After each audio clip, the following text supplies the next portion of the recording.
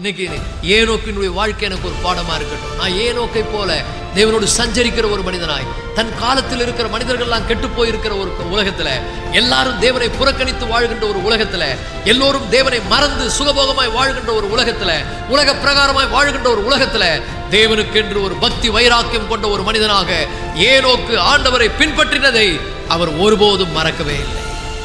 இன்னைக்கு சராசரியான கிறிஸ்தவங்க பாருங்க, ஏதோ ஆலயத்துக்கு வருவாங்க, காணிக்கை கொடுப்பாங்க, ஆராதனை பண்ணுவாங்க, எல்லாம் பண்ணுவாங்க. ஆனால் ஆண்டவருக்கும் அவங்களுக்கும் ஒரு உறவு இருக்காது. தனிப்பட்ட விதத்தில் ஆண்டவரோடு ஒரு நெருங்கிய ஒரு உறவை அவங்க வைத்திருக்க மாட்டாங்க. ஆண்டவருக்கும் அவங்களுக்கும் சம்பந்தமே இருக்காது. அவங்க வாழ்க்கையில் பார்த்தீங்கன்னா எல்லாம் உலக பிரகாரமாக இருக்கும், எல்லா ஆசையும் இருக்கும். பண ஆசை, மாம்சத்தின் இச்சைகள், கண்களின் இச்சைகள், ஜீவனத்தின் பெருகும், எல்லா பாவமும் இருக்கும். ஆனால் வெளிப்புறமான ஒரு கிறிஸ்தவ வாழ்க்கை வாழ்வாங்க. ஏனோக்கு அப்படி வாழலை. அவன் காலத்தில் வாழ்ந்த மக்கள்லாம் எப்படி இருந்தாங்கன்னா சராசரியான ஒரு காலப்போக்கில் அவங்க வாழ்ந்து கொண்டிருந்தாங்க. அவங்க ஆவரேஜாக வாழ்ந்தாங்க, ஒரு ஹையஸ்ட் லெவலில் வரலை. ஒரு நல்ல ஒரு ஆண்டவருக்கென்று ஒரு பக்தி வைராக்கியம் கொண்டு ஒரு நல்ல முன்னேற்றம் அடைந்த ஒரு ஒரு தேவ வாழ்க்கை வாழலை. அவங்க எப்படி வாழ்ந்தாங்கன்னா எல்லாரையும் பார்த்து அந்த ஸ்டாண்டர்ட்லேயே வாழ்ந்தாங்க. அவங்க இருக்கிறாங்களே அது மாதிரி நானே இருக்கிறேன், அவங்க இருக்கிறாங்களே அவங்கள பார்த்து கொஞ்சம் கொஞ்சம் அப்படியே பெட்டர் அப்படின்னு நினச்சாங்களே ஒழிய ஆண்டவர் என்ன விரும்புகிறார், ஆண்டவருடைய ஸ்டாண்டர்ட் என்ன, அதை பார்க்கல. ஆனால் ஏனோக்கு எப்படி வாழ்ந்தான்? அவன் வெளிப்புறமாய் வாழலை, அவன் புறம்பானவனாக இல்லை, அவன் உண்மையாகவே தேவனுடைய பிள்ளையாய் வாழ்ந்தான். அதாவது பவுல் எழுதுகிறாரு, ஆதலால் புறம்பாக யூதனானவன் யூதன் அல்ல, புறம்பாக மாம்சத்தில் செய்யப்படும் விருத்த சேதனமும் விருத்த சேதனம் அல்ல, உள்ளத்திலே யூதனானவனே யூதன், எழுத்தின்படி உண்டாகாமல் ஆவியின்படி இருதயத்தில் உண்டாகும் விருத்த சேதனமே விருத்த சேதனம். இப்படிப்பட்டவனுக்குரிய புகழ்ச்சி மனுஷரால் அல்ல, தேவனால் உண்டாயிருக்கிறது. ஒரு அல்லிலே சொல்லுவோமா? மனுஷர்கள் பார்க்குற மாதிரி வாழ்கிற கிறிஸ்தவ வாழ்க்கை இல்லைங்க. மனுஷர்கள் பார்க்குற மாதிரி ஒரு தேவ பக்தியான வேஷம் போடுற ஒரு கிறிஸ்தவ வாழ்க்கை அல்ல. தேவனுடைய பார்வையில் விலையேற பெற்றவர்களாய் வாழ்வது, தேவனுடைய பார்வையில் மெச்சிக்கொள்ளத்தக்க அளவுக்கு, தேவன் பாராட்டுகின்ற அளவுக்கு. ஏன்னா பவுல் சொல்றாரு, இப்படிப்பட்டவனுக்குரிய புகழ்ச்சி மனுஷரால் அல்ல, தேவனால் உண்டாயிருக்கிறது. அப்போ தேவன் ஒரு மனிதனை அப்ரிஷியேட் பண்றாரு. தேவன் தன்னை நேசித்து வாழ்கிற பிள்ளைகளை என்ன பண்றாரு? பார்க்கிறார். அவருக்கு தெரியும், அவருக்கு எல்லாம் தெரியும். நம்ம என்ன யோசிக்கிறோம், நம்ம என்ன பேசுகிறோம், எப்படி நடக்கிறோம், எல்லாம் தெரியும். அவரை மறைச்சி ஒருத்தரும் என்ன பண்ண முடியாது, வாழ முடியாது. ஏனோக்கு தன் காலத்தில் வாழ்ந்த மக்கள் மத்தியில் அவன் எப்படி வாழ்ந்தான் என்று சொன்னால், தேவன் பார்க்கிறார் என்கிற ஒரு பயத்தோடு வாழ்ந்தான். நான் போகிற காரியத்தை தேவன் பார்க்குறார், நான் செய்கிற காரியத்தை தேவன் பார்க்குறார், நான் என்னென்ன யோசிக்கிறேன் கர்த்தர் பார்க்குறார், அவருக்கு பிரியமாக நடக்கணும். இதுதான் தேவனோடு சஞ்சரிப்பது. தேவனோடு சஞ்சரிப்பதுன்னா எப்போ சதா ஆண்டவருடைய நினைவாக இருப்பது, ஒவ்வொரு காரியத்தையும் ஆண்டவருக்கு பிரியமானு யோசித்து செய்வது, ஆண்டவருக்கு பிரியமா இது ஆண்டவர் விரும்புகிறாரா, ஒவ்வொன்றையும் ஆண்டவரிடத்தில் கேட்டு செய்வது. அப்போ ஒரு உண்மையான இருதயம் உள்ள ஒரு மனிதனாய் ஏனோக்கு வாழ்ந்தான். சத்தியத்துக்கு அவன் பயப்படுகிறவனாக இருந்தான். ஆண்டவருக்கு தன் வாழ்க்கையை முழுமையை அர்ப்பணிக்கிற ஒரு மனிதனாக இருந்தான். ஸோ நல்லா புரிஞ்சுங்க, உள்ளத்தில் யூதனானவனே யூதன், வெளிப்புறமாய் வாழ்கிறவன் அல்ல, உள்ளத்தை ஆண்டவர் பார்க்கிறார். அப்படிப்பட்டவனுக்குரிய புகழ்ச்சி மனுஷனால் அல்ல. நல்லா புரிஞ்சுங்க, நம்ம எல்லாரும் யாருக்கு முன்னால் இருக்கிறோம்? தேவனுக்கு முன்பாக நிற்கிறோம். நீ யாரா இருக்கலாம், நீ எப்படி இருக்கலாம், கர்த்தர் உன்னுடைய ஒவ்வொரு செயல்களையும் பார்க்கிறார். எல்லாம் அவருக்கு தெரியும். காலையில் கூட சொன்னேன், கர்த்தருக்கு பயந்தவர்கள் ஒருவரோடு பேசிக்கொள்வார்கள், கர்த்தர் கவனித்து கேட்பார். வெளிப்படுத்தல் ஆண்டு சொன்னார், உன் கிரிகையில் அறிந்திருக்கிறேன், உன்னுடைய பிரயாசத்தை நான் பார்க்குறேன், உன்னுடைய அந்த சகிப்புத்தன்மையை பார்க்குறேன், எல்லாம் பார்க்குறேன். ஆனால் உங்ககிட்ட கொஞ்சம் குறை இருக்குது. நல்லா பாருங்க, நம்ம ஆண்டவருக்காக வாழ்கிற வாழ்க்கையை தேவன் தரம் பார்க்கிறார். தரமான ஒரு வாழ்க்கை, ஆண்டவருடைய பிள்ளைகளாக நம் தரமான வாழ்க்கையை வாழணும். தரங்கெட்டவர்களாய் வாழக்கூடாது. இன்னொருத்தரை பார்த்து அவங்க ஸ்டாண்டர்டில் நம்ம இருக்கக்கூடாது, நான் அவங்கள விட பெட்டர் நம்ம நினைக்கக்கூடாது. தேவன் விரும்புகிற ஒரு வாழ்க்கை எனக்குள்ளே இருக்கிறதா? தேவன் என்னை பார்க்கும் போது என்னை பார்த்து ஆண்டவர் என்னை புகழக்கூடிய ஒரு வாழ்க்கை நான் வாழ்கிறேனா? நீங்கள் போலித்தனமான கிறிஸ்தவங்க வாழ்க்கை எப்படி ஆயிடுதுன்னா, கடைசியில் எல்லாம் வெளுத்து போகுது, எல்லாம் வெளுத்து போகுது. அவங்களுடைய உண்மை தன்மை தெரியுது. இப்பொழுது அவங்க சர்ச்சுக்கு வந்தது, ஆண்டவரை தொழுது கொண்டது, இங்கே நடித்தது எல்லாமே நடிப்பு, ஒன்று கூட உண்மை கிடையாது, எல்லாம் போலி. எப்போ தெரியுது? ஆண்டவர் அதை தரம் பார்க்கும்பொழுது அவங்களுடைய உண்மை தன்மை என்ன பண்ணுது தெரியுது. யாரா இருந்தாலும் ஒரு நாள் தேவனுக்கு முன்னால் என்ன பண்ணணும்? நியாயம் தீர்க்கப்படணும். ஆனால் ஏனோக்கு எப்படி இருந்தால் ஆண்டவருக்கு முன்னால் ஒரு தேவன் என்னை பார்க்கிறார். என்னை மனுஷன் பார்க்குறானோ இல்லையோ, மனுஷன் தன்னை அப்ரிசியேட் பண்ணணும், மனுஷன் தன்னை புகழணும், மனுஷன் தன்னை மேன்மைப்படுத்தணும்னு வாழாம தேவனுக்கு பயந்து நடக்கிற ஒரு மனிதனாய் ஏனோக்கு என்ன பண்ணா? வாழ்ந்தான். ஒரு ஆமீன் சொல்லுவோமா? ஆகவே அவன் என்ன பண்ணா? அவனுடைய காலங்களில் எல்லாரும் தீமையில் நிறைஞ்சு வாழ்ந்த காலங்களில், பொல்லாதவர்களாய் வாழ்ந்த காலத்தில், எல்லாம் உலக பிரகாரமாக வாழ்ந்த காலத்தில் இவன் மட்டும் ஒரு தேவனுடைய பிள்ளையாய் வாழ்ந்து கொண்டிருந்தான். தனித்துவமாய் அவனுடைய வாழ்க்கை எப்படி இருந்தது? தனித்துவமாய் இருந்தது. அவனுடைய அந்த தேவபக்தி எப்படி இருந்தது? போலித்தனமாக இல்லை. அவனுடைய தேவபக்தி வெளிவேஷமா இல்லை. அவனுடைய தேவபக்தி நடிப்பு இல்லை. அவனுடைய தேவபக்தி உண்மையான தேவபக்தியா இருந்தது. எல்லாம் இருள் சூழ்ந்து இருக்கிற காலங்களிலே, எல்லாரும் தீமையில நிறைந்திருக்கிற காலத்தில், எல்லாரும் அவங்கவுங்க பாட்டுனா அவங்கவுங்க வாழ்க்கையில அவங்க இஷ்டப்படி வாழ்கின்ற ஒரு காலத்தில், மேலும் கடைசி நாட்களில் கொடிய காலங்கள் வரும் என்று அறிவாயாக, எப்படி எனில் மனிதர்கள் தற்பிரியராயும் பரப்பிரியராயும் வீம்புக்காரராயும் அகந்தை உள்ளவர்களாயும் இருமாப்புள்ளவர்களாயும் தாய் தகப்பன்மாருக்கு கீழ்ப்படியாதவர்களாயும் நன்றி அறிவில்லாதவர்களாயும் துரியரம் உள்ளவர்களாயும் துரோகிகளாயும் இருப்பார்கள். அப்படி வாழ்கிற மக்கள் மத்தியில் ஒருத்த மட்டும் எப்படி வாழறான்? ரொம்ப பயந்து, ஆண்டவருக்கு பயந்து வாழ்கிறான். ஒரு ஹையஸ்ட் ஸ்பிரிச்சுவல் லைஃப், ஒரு உயர்ந்த உன்னதமான கிறிஸ்தவ வாழ்க்கை, ஒரு தேவனுக்கு பயப்படுகிற ஒரு வாழ்க்கையை அவன் என்ன பண்றான்? வாழ்கிறான். ஆகவே தான் தேவன் அவனை பற்றி அவர் சொல்லும்போது சொல்லுகிறார், பரிசுத்த வேதத்தில் அவனை பற்றி எழுதப்பட்டிருக்கிறது, தன் காலத்தில் வாழ்ந்த மனிதருக்குள்ளே ஏனோக்கு தேவனோடு என்ன பண்ணியிருந்தான்? சஞ்சரித்து கொண்டிருந்தான். அல்லேலூயா. அவன் தேவனோடு ஒரு நெருக்கமான வாழ்க்கை வாழ்ந்திருந்தான். எப்பொழுதும் தேவனுக்கு முன்பாக தன்னை பார்த்தான். எல்லா சூழ்நிலைகளும் என் ஆண்டவர் பார்க்கிறாரு. நான் வீட்டில் இருந்தாலும் என் ஆண்டவர் பார்க்கிறாரு, வெளியில் போனாலும் ஆண்டவர் பார்க்கிறாரு, நான் செய்கிற செயல்களை ஆண்டவர் பார்க்கிறாரு, நான் சிந்திக்கிற சிந்தையை ஆண்டவர் பார்க்கிறாரு. இந்த பயம் நமக்கு இருக்கணும். இங்கே உட்காந்து நம்ம என்ன சிந்திக்கிறோம்? வீட்டில் இருக்கும்போது நம்ம என்ன செயல்படுத்துகிறோம்? தனிமையில் இருக்கும்போது நம்ம என்ன செய்கிறோம்? கர்த்தர் என்னை பார்க்கிறார். இதுதான் தேவபக்தி. தேவபக்தி என்னென்ன? கர்த்தருக்கு பயந்து அவருக்கு பிரியமாக வாழ்வது. சும்மா வாயில் கர்த்தருக்கு பயப்படுறேன்ட்டு செய்யாத அக்கிரமம்லாம் செய்து அநியாயத்தை செய்து வாழ்ந்தால் கண்டிப்பாக இந்த உலகத்தில் தேவனுடைய கோபாக்கினையை ஒவ்வொருவரும் சந்திக்க வேண்டியது இருக்கும். தப்பிக்கவே முடியாது. நியாயத்தீர்ப்பு வரப்போது, அது விட்டுருங்க. இந்த உலகத்தில் உயிரோடு இருக்கிற காலத்தில் தேவனுடைய கோபாக்கினையை சந்தித்தாக வேண்டும். அப்போ தேவனுடைய கோபாக்கினைக்கு நம்ம ஆளாகக்கூடாதுன்னா, அதனால தான் ஆண்டவர் சொல்கிறாரு, நீ எப்படி வாழு? எப்பொழுதும் எனக்கு முன்னால் இருக்கிற என்கிற உணர்வோடு வாழ். எப்பொழுதும் நான் பார்க்குறேன்றத மறந்துடாத. யார் பார்க்குறாங்க இல்லையோ, உன்னை பற்றி எல்லாம் A to Z ஆண்டவர் பார்த்து கொண்டே இருக்கிறார். அவருடைய கண்களுக்கு முன்பாக நான் என்ன பண்ணுறேன்? இருக்கிறேன். அப்போ எப்பொழுதும் தேவனை நமக்கு முன்பாக வைத்திருப்பது. அது மட்டும் இல்லை, அவனுடைய அந்த அந்த தன்மை எப்படி இருந்தது? ஏனோக்குடைய தன்மை எப்படி இருந்ததுன்னு சொன்னால், அவனுடைய தன்மையே தேவனுக்கு பயப்படுகிற ஒரு வாழ்க்கையாக இருந்தது. எப்படி இருந்திருப்பார் பாருங்க. ஏறக்குறைய 355 வருடம் வாழ்ந்த ஒரு மனிதன் தேவனுக்கு பயந்து வாழ்ந்தார்னா ஒரு பெரிய லாங் டைம் கிறிஸ்தவ வாழ்க்கை, ஒரு பெரிய நீண்டகால கிறிஸ்தவ வாழ்க்கை, ஒரு பரிசுத்த ஒரு ஆண்டவருக்கு பயப்படுகிற ஒரு வாழ்க்கை. அதில் எப்படி வாழ்ந்தார்னு சொன்னால் நல்லா புரிந்து கொள்ளுங்கள்.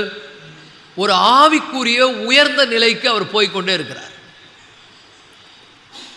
சில பேர் எப்படின்னு சொன்னால் ஆவிக்குரிய உயர்ந்த நிலையிலேருந்து அப்படியே கீழே இறங்கினே வருவாங்க, மட்டமாயினே வருவாங்க. ஆனால் இவர் அப்படி இல்லை. இவர் ரொம்ப நாள் வாழ்ந்தார். சுற்றியில் இருக்கிறவங்கெல்லாம் பயங்கரமாக இருந்தாங்க. சும்மா கடமைக்குனா சர்ச்சுக்கு வந்தாங்க, கடமைக்குனா காணிக்க கொடுத்தாங்க, கடமைக்குனா ஆராதனை பண்ணாங்க, கடமைக்குனா எல்லாம் பண்ணாங்க. ஆனால் இவர் மட்டும் உண்மையாக பண்ணார். ஆண்டவர் உண்மையாக பண்ணுறவங்களும் தெரியும், டூப்ளிகேட்டாக பண்ணுறவங்களும் தெரியும். ஏன்னா அப்படிப்பட்டவங்களுக்குரிய புகழ்ச்சி, உண்மையாக பண்ணுறவங்களுடைய புகழ்ச்சி தேவனால் வரும்.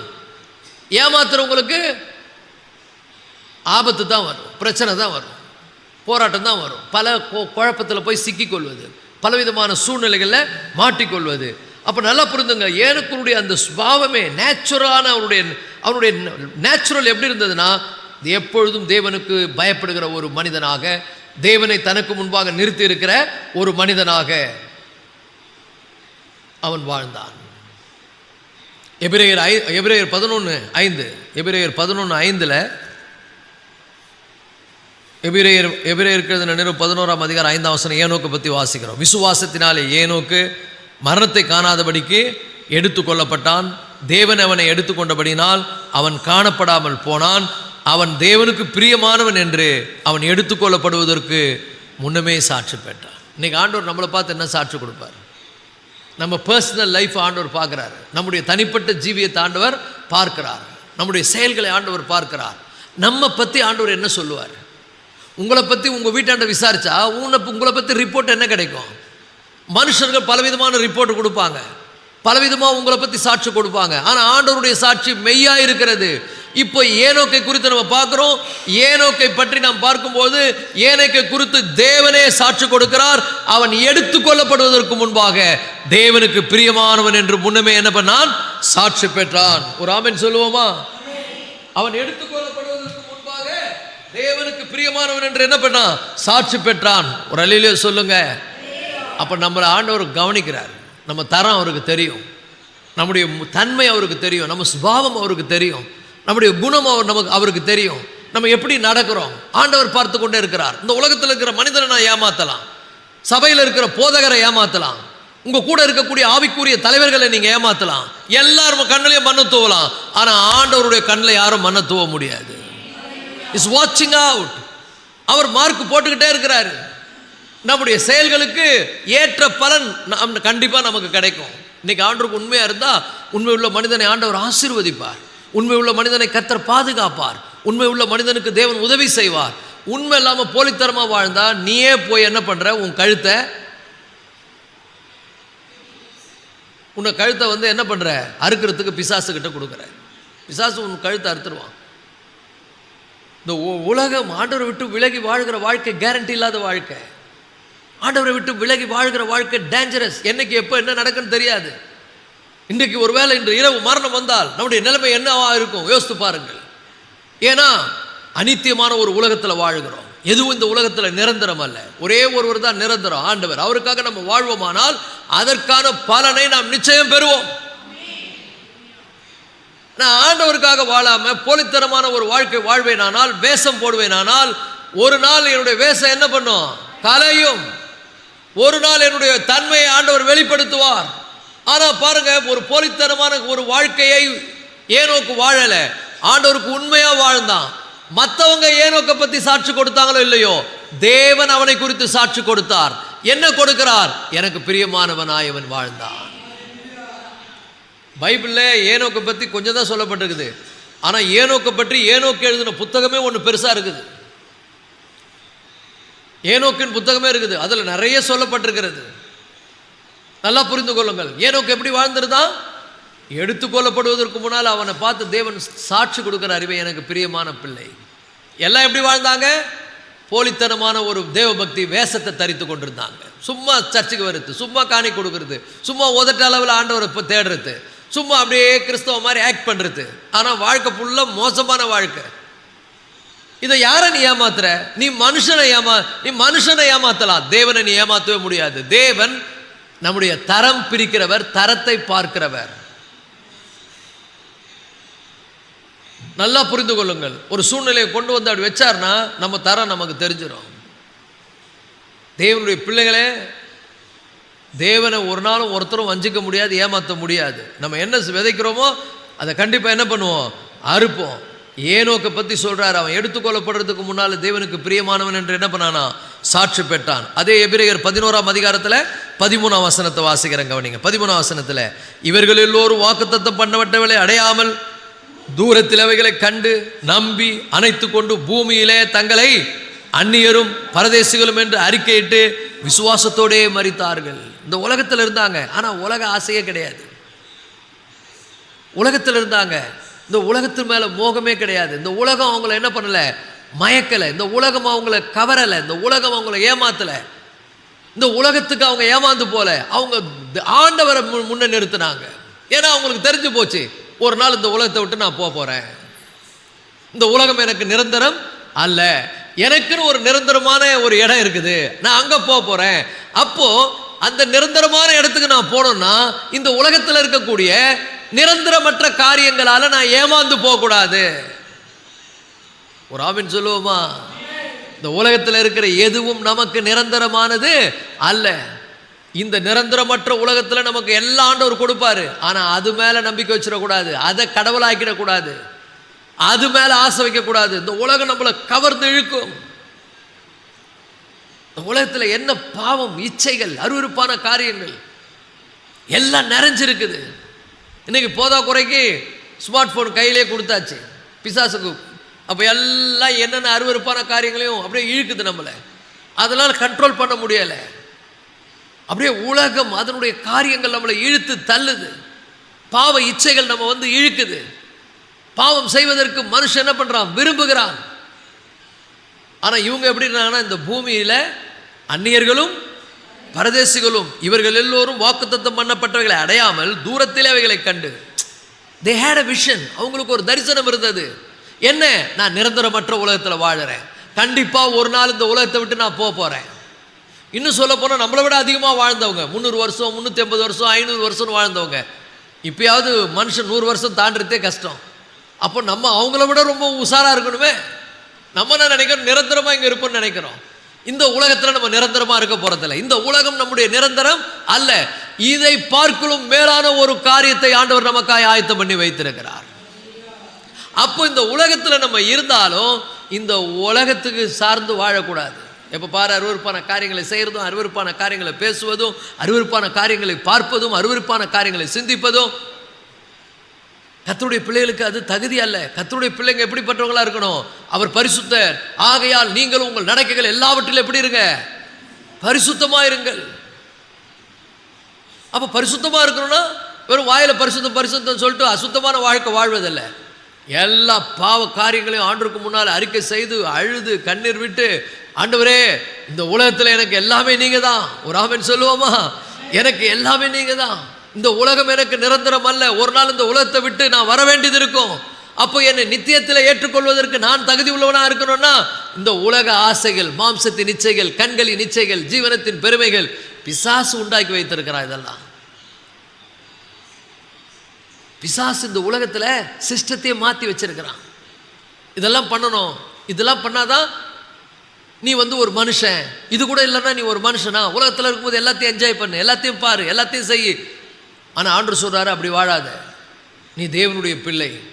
இந்த உலகத்தில் அன்பு கூறாதிருங்கள், உலகத்தில் உள்ளவைகளில் அன்பு கூறாதிருங்கள். உலகம்னு சொன்னால் தேவன் படைத்த இயற்கையான இந்த உலகம், அதை பற்றி சொல்லலை. பிசாசு வைத்திருக்கிற உலக பிரகாரமான காரியங்கள். ஆண்டவரை தேடுறதே இல்லை, ஜெபிக்கிறதே இல்லை, வேதம் வாசிக்கிறதே இல்லை. ஆனால் என்டர்டைன்மெண்ட்டு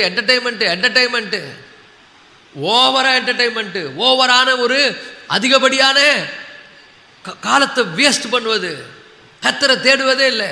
ஆனால் பாருங்க, ஏனோக்கு அப்படிப்பட்ட மக்கள் மத்தியில் தான் வாழ்ந்தான். அப்படிப்பட்ட மக்கள் மத்தியில் வாழ்ந்த ஏனோக்கு தேவனோடு சஞ்சரித்து கொண்டிருந்தான். என்ன சொன்னானா? ஐயோ இந்த உலகம் நிரந்தரம் கிடையாதுப்பா, இந்த உலகத்தில் நான் எப்போ ஒரு நாள் இந்த உலகத்தை விட்டு போகணும், இதை விட பெட்டரான ஒரு உலகத்தை தேவன் வைத்திருக்கிறார். பாருங்க எவ்வளோ விசுவாசம் பாருங்க. அதனால தான் எல்லாரும் செத்து போய் அடக்கம் பண்ணப்படுற இடத்துல அவன் உயிரோடு எடுத்துக்கொள்ளப்பட்டான். ஏன்னா அவ்வளோ பெரிய உன்னதமான ஒரு பரிசுத்த வாழ்க்கை, அவர் ஒரு உன்னதமான ஒரு ஆவிக்குரிய வாழ்க்கை, ஆண்டவரோடு ஒரு நெருங்கிய வாழ்க்கை, ஹையஸ்ட் லிவிங். எல்லாரையும் பார்த்து அவங்களுக்கு ஏற்ற மாதிரி நானும் இருக்கிறேன். இன்றைக்கி நிறைய பேர் அப்படி தான் பார்த்து அவங்கள விட அவங்கள மாதிரியே நான் இருக்கிறேன்னு நினச்சிக்கிறோம். ஆண்டவர் அதை விரும்பலை, அவர் ஸ்டாண்டர்டுக்கு வரணும்னு நினைக்கிறார். அதை பார்க்கணும் பரிசுத்தமாக இருக்கணும். பரிசுத்தமாக இருக்கிறவன் போதும் நிறுத்திக்கோ, அது போதும்னு சொல்லலை, இன்னும் பரிசுத்தமாக இருக்கட்டும். நீதி செய்கிறவன் இன்னும் நீதி செய்யட்டும். அப்போது நான் இன்னும் ஆண்டவருக்கு பிரியமாக நடக்கணும், ஆண்டவருக்கு உண்மையாக இருக்கணும், ஆண்டவருக்கு சாட்சியாக வாழணும். இது நம்முடைய மனதில் எப்பொழுதும் ஒழித்து கொண்டிருக்கணும். தேவன் என்னை பார்க்கிறார், நான் என்னுடைய நடக்கையை பார்க்கிறார், என் சிந்தையை பார்க்கிறார், என் செயலை பார்க்கிறார். இப்படிப்பட்ட தெய்வ பயம் நமக்கு அவசியம். ஏனோக்கு அப்படி தேவனுக்கு முன்னால் தன்னை நிறுத்தி தெய்வ பயத்தோடு தன் காலத்தில் வாழ்ந்த மக்கள் மத்தியில் எல்லாரும் கெட்டு போன அந்த உலகத்தில் அவன் ஆண்டவருக்காக எப்படி வாழ்ந்தான்?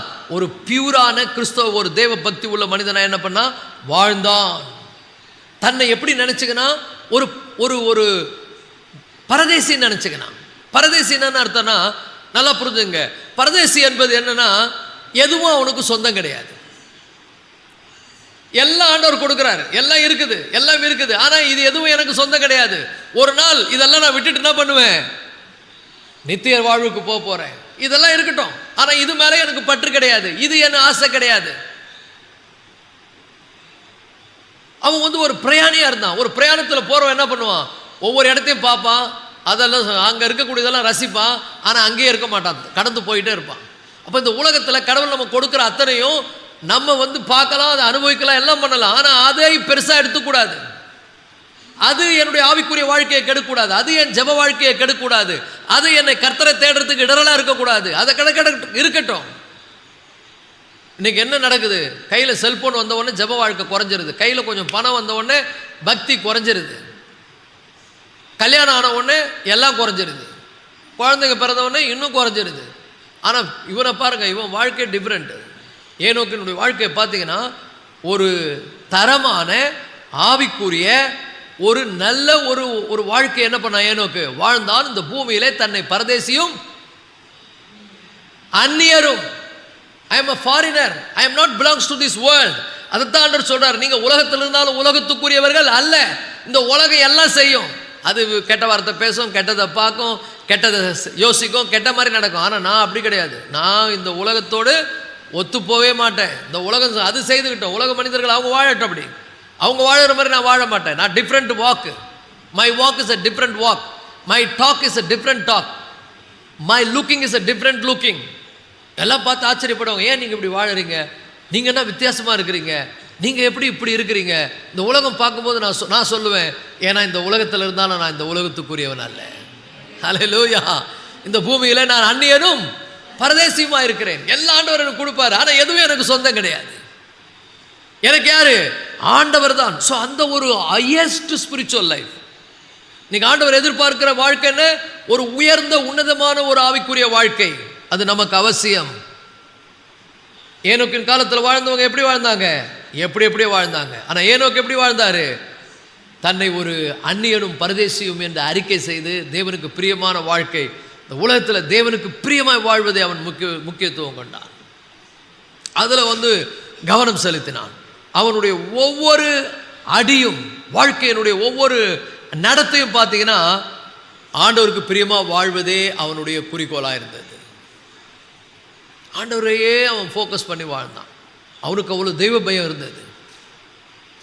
இன்றைக்கி நிறைய பேர் எப்படி வாழறாங்கன்னா, பிசாசு வேறு மாதிரி மாற்றிட்டான். சும்மா ஆண்டவரை ஒப்புக்குன்னா வச்சுக்க, ஆண்டவருக்கு சும்மா ஊருகா மாதிரி தொட்டுக்க. ஆண்டவருக்கு பிரியமாக வாழ்வது முக்கியம் இல்லை, ஆண்டவருக்கு சாட்சியாக வாழ்வது முக்கியம் இல்லை, கர்த்தர் என்னை பார்க்குறாருங்கிற உணர்வு எனக்கு அவசியம் இல்லை. என்னுடைய சிந்தை, என்னுடைய செயல்கள், என்னுடைய ஒவ்வொரு நடக்கை எல்லாவற்றையும் தேவன் பார்க்குறாருங்கிற நான் எப்படி வேணால் வாழ்வேன்னா அந்த வாழ்க்கை எப்படிப்பட்டதுன்னா ரொம்ப ஆபத்தான வாழ்க்கை. ஒரு நாள் புஷ்ஷுன்னு எல்லாம் போயிடும், எல்லாம் இழக்க வேண்டியது இருக்கும். இந்த உலகம் நிரந்தரமற்றது. இந்த உலகத்தில் நமக்கு என்ன இல்லை? நிரந்தரம் இல்லை. இப்படி போகிறாங்க, திடீர்னு ஒரு பெரிய ஆபத்து வருது, அழிஞ்சு போகிறாங்க. திடீர்னு ஒரு இயற்கை பேரை விழுது, அழிந்து போகிறார்கள். என்ன நடக்குது? ஒன்றுமே கிடையாது, எல்லாம் போயிடுது. ஆனால் தேவனுடைய பிள்ளைகளை நம்ம ஆண்டவரை சார்ந்து அவருக்காக வாழ்வோம்னா நம்ம வாழ்க்கை கேரண்டி.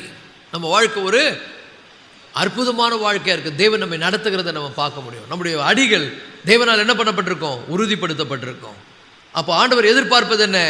ஒவ்வொரு அடியும் நான் வாழும்போது இந்த உலகத்தில் உள்ளவைகளை சார்ந்து வாழாமல் தேவனையே சார்ந்து வாழ்வது, ஒவ்வொரு காரியங்களுக்கும் ஆண்டவரை சார்ந்து வாழ்வது, ஆண்டவருக்கு பிரியமாய் வாழ்வது, பியூராக இருப்பது, பரிசுத்தமாய் வாழ்வது. ஒரு ஆமென் சொல்லுவோமா? ஏன்னா நான் வந்து எதை ஏம் பண்ணுறேன்னா, இந்த உலகத்தில் இருக்கிறத பற்றி ஏம் பண்ணல. இந்த உலகத்தில் நான் யார்? அந்நியனும் பரதேசியும். ஏம் என்ன? ஏம் வந்து ஹெவன்லி ஹோம், பரலோகத்துக்கு போகணும். ஒரு ஆமென் சொல்லுங்க. என்னுடைய நோக்கம் என்ன? மேலானவைகளை தேடுவது. உலகத்தில் கர்த்தர் நடத்துவார், எல்லாம் பண்ணுவார், ஓகே. பட் இது மேலே சார்ந்துக்காத. எதைத்தான் நோக்கி பார்க்கணும்? அவருக்கு பிரியமாக வாழ்வது, அவருக்கு உண்மையாக இருப்பது, அவருக்கு சாட்சியாக வாழ்வது. நான் அவருடைய பிள்ளை, அவர் அதை விரும்புகிறார். உலகத்தா மாதிரி வாழக்கூடாது, உலகத்தா மாதிரி செயல்படக்கூடாது. தேவனுடைய பிள்ளைகளாக நம்ம என்ன பண்ணணும்? வாழணும். இன்றைக்கி நிறைய பேர் என்ன பண்ணுறாங்க? தேவனை புறக்கணிக்கிற ஒரு வாழ்க்கை வாழ்கிறாங்க. தேவனை பற்றி கொண்டு வாழ்கிற வாழ்க்கை அல்ல. நாம உலகத்தை புறக்கணித்து தேவனை பற்றி கொண்டு வாழ ஒரு ஆமென் சொல்லுவோமா? உலகத்தை புறக்கணித்து தேவனை பற்றி கொள்வது. நம்முடைய கண்களை என்ன பண்ணுவது? இந்த உலகத்துக்கு மேலே நோக்கி பார்ப்பது. பெட்டர் கண்ட்ரி, இதைவிட ஒரு சிறந்த ஒரு இடத்தை நான் போய் சேரப்போகிறேன். அழியாமையை தேவன் எனக்கு தரப்போகிறார். ஒரு ஆமென் சொல்லுவோமா? அதே எபிரேயர் 11:14 அதை பற்றி வாசிக்கிறோம். எபிரேயர் 11:14 இப்படி அறிக்கை எடுக்கிறவர்கள் சுய தேசத்தை நாடி போகிறோம் என்று தெரியப்படுத்துகிறார்கள். சுய தேசத்தை நாடி போகிறோம். இந்த தேசம், இந்த உலகத்துக்கு சொந்தக்காரங்க இல்லை, நம்ம இந்த உலகத்தை சார்ந்தவங்க இல்லை, நாம அந்த உன்னதமான தேசத்தை சார்ந்தவர்கள். அப்போ நம்ம எப்படி இருக்கணும்? உன்னதமான வாழ்க்கை வாழணும், சிறப்பான வாழ்க்கை வாழணும். தேவனுடைய பிள்ளைகளாக வாழ்வது ரொம்ப ரொம்ப அவசியம். ஏன்னா அப்போஸ்தலனாகிய பவுல் பிலிப்பியர் 3:20 சொல்லுகிறார், நம்முடைய குடியிருப்போ பரலோகத்தில் இருக்கிறது. நம்ம குடியிருப்பு எங்கே இருக்கிறது? பரலோகத்தில் இருக்கிறது. இப்போ ஒரு ஃபாரினர் வரான்னு வச்சுங்களேன். ஒரு ஃபாரினர் வந்தான்னா அவன் நடத்தை, அவன் பார்வை, அவன் த வே ட்ரெஸ், அவன் பேசுகிற விதம் எல்லாமே தெரியும். அவன் ஃபாரினருங்க, இந்த ஊருக்கு இந்த ஊர் இல்லைங்க, அவன் வேறு ஊருன்னு. நம்ம கூட இந்த உலகத்தில் ஃபாரினர். நம்ம பேச்சு, நம்முடைய நடக்கை எல்லாமே டிஃப்ரெண்ட்டாக இருக்கணும். உலகத்தா மாதிரியே இருக்கக்கூடாது. உலகத்துக்கு ஒத்த வேஷம் தரிக்கக்கூடாது. உலகத்துக்கு ஒத்த வேஷம் தரித்து வாழ்ந்தோமானால் ஆபத்து, டேஞ்சரஸ். அப்போ நல்லா புரிந்து கொள்ளுங்கள், நம்முடைய குடியிருப்பு எங்கே இருக்கிறது? பரலோகத்தில் இருக்கிறது. அங்கிருந்து நம்முடைய கர்த்தராகிய கிறிஸ்து எனும் இரட்சகர் வர எதிர்பார்த்து கொண்டிருக்கிறோம். நமக்கு நல்லா தெரியும், இந்த உலகம் நம்முடைய சதம் அல்ல, நிரந்தரம் அல்ல. அதைத்தான் மோசே தன்னுடைய ஜெபத்தில் எழுதுகிறார், நாங்கள் ஞான இருதயம் உள்ளவர்களாகும்படி எங்கள் நாட்களை எண்ணும் அறிவை எங்களுக்கு தாரும். நீங்கள் ஞான இருதயமே கிடையாது. என்ன நினச்சிக்கிறாங்க? இங்கேயே இருப்பாங்கன்னு நினச்சிக்கிறாங்க. இங்கேயே நீ இருக்க போகிறதில்ல.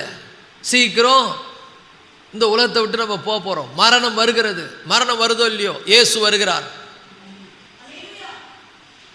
நல்லா புரிஞ்சுங்க. வரும்போது நீ எங்கே நிற்க போகிற? இதையே சார்ந்து இதில் இந்த மாதிரி பண்ணி வாழ்க்கை வாழ்ந்தேன்னா, நாய் மாதிரி கக்கினதை போய் திரும்ப தின்னேன்னா இங்கே இந்த நரகத்துக்கு தான் நீ போகணும்.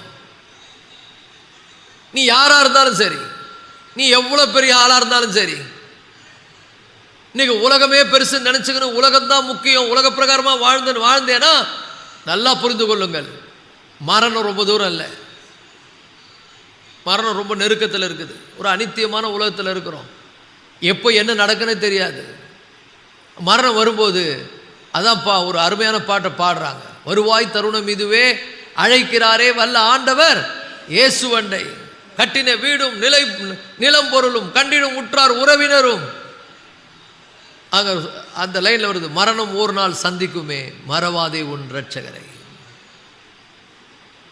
மரணம் ஒரு நாள் கண்டிப்பாக வரும். அதான் நான் அந்த பூமியில் அந்நியனும் பரதேசியும், அந்த நினைவு இருக்கணும். மரணம் ஒரு நாள் வருமா வராதா? வரும். வரும்போது வந்துடுச்சுன்னு வச்சுக்கோ, அப்போ என்ன கதியாகும்? நீ இந்த உலகத்தையே சார்ந்துக்கின்னு பாவத்தில் உழண்டுக்கின்னு உன் இஷ்டம் போல் வாழ்ந்தேன்னா உன்னுடைய மரணம் நஷ்டம். ஆனால் பவுல் சொல்கிறாரு, கிறிஸ்து எனக்கு ஜீவன், சாவு எனக்கு லாபம். நான் இயேசுவுக்காக வாழ்ந்தேன் என்றால், அவ்வளோ உண்மையாக வாழ்ந்தேன் என்றால், வெளிப்புறமான கிறிஸ்தவன் அல்ல, உள்ளமான ஒரு உயர்ந்த கிறிஸ்தவ வாழ்க்கை, உன்னதமான கிறிஸ்தவ வாழ்க்கை, ஆண்டவருக்கு பிரியமான வாழ்க்கை, சாட்சிய வாழ்கிற வாழ்க்கை வாழ்ந்தேன் என்றால் என்னுடைய மரணம் ஒரு ஆசீர்வதிக்கும். மரணம் ஷோர். மரணத்துக்கு யாராவது ஆதாரம் கொடுக்கணுமா? கண்ணு முன்னாடி எவ்வளோ பேர் செத்துக்கிட்டு இருக்காங்க பாருங்கள். பெரிய பெரிய ஆள்லாம் சாவறான், உயர்ந்தவன் சாவறான், ஏழை சாவறான், எல்லாரும் சாவறான். மரணம் ரொம்ப தூரம் இல்லை, நெருக்கத்தில் இருக்குது. ஒரு அனித்தியமான உலகத்தில் வாழ்கிறோம். அப்போ ஆண்டவருக்கு பிரியமாக நல்லா புரிஞ்சுங்க, அந்த பயம் இருக்கணும். நிறைய பேருக்கு அந்த பயமே இல்லை. எப்பவுமே நம்ம இருப்போம்னு நினச்சிக்கிறாங்க. எல்லாம் சரியாக போவோம். எல்லாம் சரியாக போயின்னு இருக்கும்போது தான் திடீரென்று சடிதியாக என்ன பண்ணும்? நாசம் மோசம் வரும். அப்போது ஆண்டவரே ஐயோ என்னை காப்பாற்றுக்கன்னா ஒன்றும் முடியாது. கர்த்தருக்கு பயந்து அவர் வழிகள் நடக்கிறவன் எவனோ அவன் பாக்கியவான். கர்த்தருக்கு பயப்படுவது ரொம்ப ரொம்ப அவசியங்க. சும்மா உலகத்தில் எப்படி வாழணும் தெரியுமா? இந்த உலகத்தில் வாழும்போது இந்த உலகத்தை பெருசாக நினச்சிக்காத. இது ஒரு கனவு உலகம். நீ வாழுறது ஒரு கனவு மாதிரி. இப்போ நைட்டில் படுக்கிற, அப்படியே தூங்கிட்டேன்னு வச்சுக்க, என்ன ஆகும்? எழுந்துக்கல, தூங்கிட்டேன், அப்படியே முடிஞ்சு போச்சு. கனவு மாதிரி போயிடும், முடிஞ்சு போச்சு இந்த உலக வாழ்க்கை.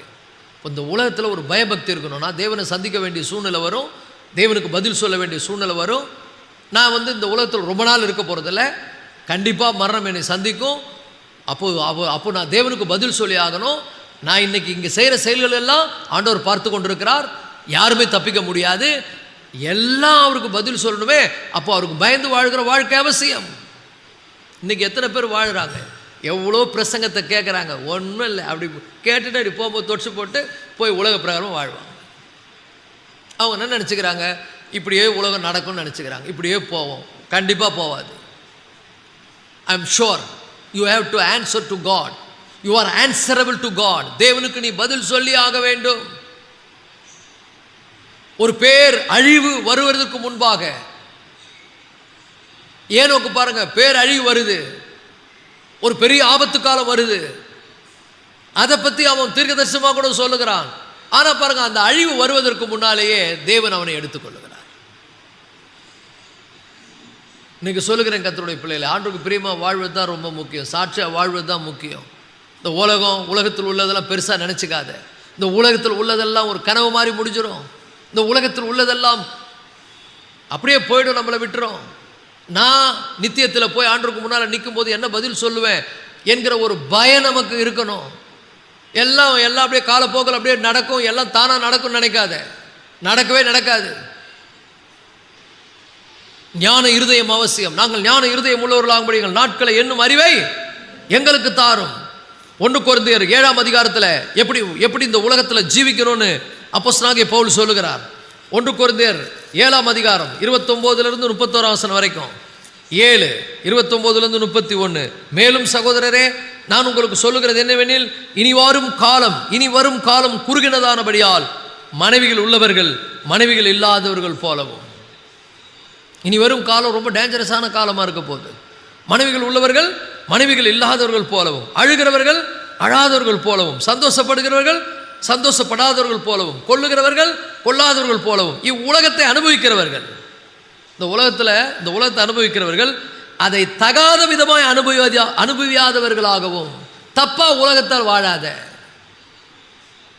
கர்த்தருக்கு பயந்து வாழு, உணர்வுள்ள இருதயத்தோடு வாழு, தகாத வாழ்க்கை வாழாத.